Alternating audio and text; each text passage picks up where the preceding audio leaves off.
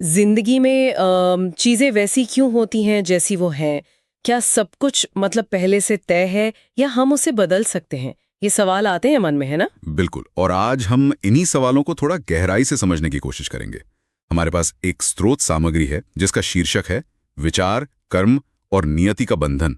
ये एक काफी दिलचस्प नजरिया पेश करती है। हाँ, तो आज का मकसद यही है कि इस सामग्री के जरिए हम समझें कि हमारे ख्यालों, हमारे कामों और हमारी किस्मत, इनके बीच में आखिर कनेक्शन क्या है। जी। इसमें एक लाइन है जो मुझे बहुत अच्छी लगी, आपके विचार आपका भाग्य बनते हैं।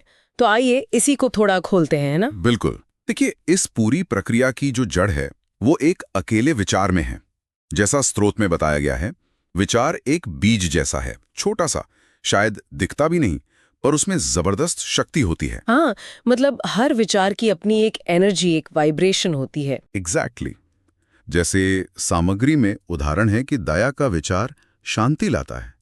दूसरी तरफ अगर गुस्सा या क्रोध का विचार है तो वो बेचैनी पैदा करता है। ये बात तो है, ये सिर्फ मन में नहीं रहता।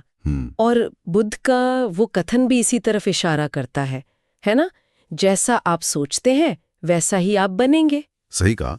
मतलब हमारे अंदर जो ये अदृश्य विचार चल रहे हैं वही हमारी बाहर की दिखने वाली हकीकत को, हमारी रियलिटी को शक्ल दे रहे होते हैं। अच्छा, तो अगर एक ही तरह का ख्याल बार बार आए, मतलब लगातार सोचे कोई। हाँ, तो जब कोई विचार बार बार दोहराया जाता है तो वो धीरे धीरे हमारा नजरिया, हमारा रवैया यानी एटीट्यूड बन जाता है। ओके। और यही रवैया फिर हमारे बर्ताव को, हमारे व्यवहार को गाइड करता है।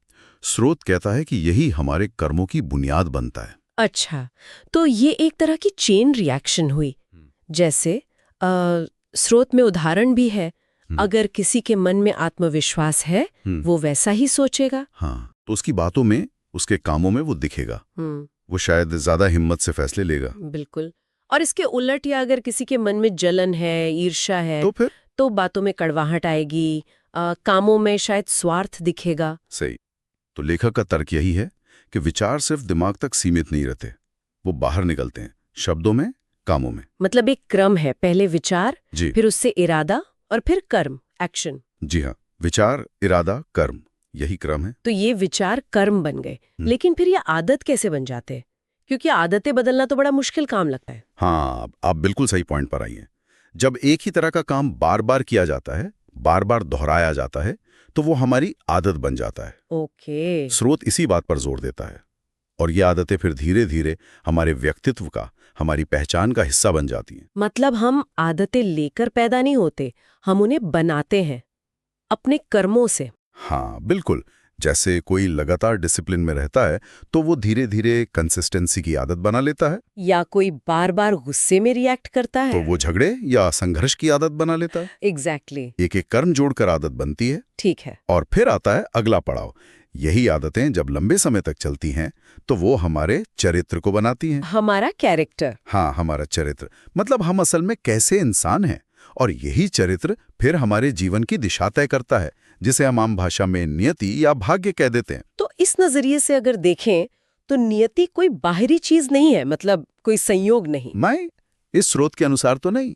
ये तो एक नतीजा है उन सब चीजों का जो हमने सोची, जो हमने की और जो हम बन गए। ये एक तरह का क्यूमुलेटिव इफेक्ट है। अच्छा। इसलिए स्रोत का सार यही है कि अगर किसी को अपनी नियति बदलनी है तो उसे शुरुआत में जाना होगा, जड़ पर, यानी अपने विचारों पर। हाँ बिल्कुल, अपने विचारों पर। पूरा फॉर्मूला साफ है। विचार से कर्म, कर्म से आदत, आदत से चरित्र और चरित्र से नियति। तो संक्षेप में कहें तो अपनी बाहरी दुनिया को बदलने के लिए हमें अपनी अंदरूनी दुनिया, अपने विचारों से शुरुआत करनी होगी। मन के मालिक बने, गुलाम नहीं। बिल्कुल सही। और इस सामग्री का जो निचोड़ है वो बहुत पावरफुल है। जो आप सोचते हैं आप वही बन जाते हैं। हाँ। जो आप बनते हैं आप वैसी ही चीजों और हालातों को अपनी ओर खींचते हैं, आकर्षित करते हैं। और जिसे आप आकर्षित करते हैं वही आपकी नियति बन जाती है। ये वाकई बहुत गहरी बात है, सोचने पर मजबूर करती है। और इसी सोच को थोड़ा और आगे बढ़ाते हुए एक सवाल मन में आता है जिसे हम अपने श्रोताओं के लिए छोड़ सकते हैं। जी। क्या ऐसा हो सकता है कि हमारे अनजाने विचार, मतलब हमारे सबकॉन्शियस थॉट्स, वो भी हमारी नियति पर उतना ही असर डाल रहे हों जितना कि हमारे सचेत कॉन्शियस विचार? और अगर ऐसा है तो उन गहरे बैठे विचारों को कैसे समझा जाए और कैसे बदला जाए?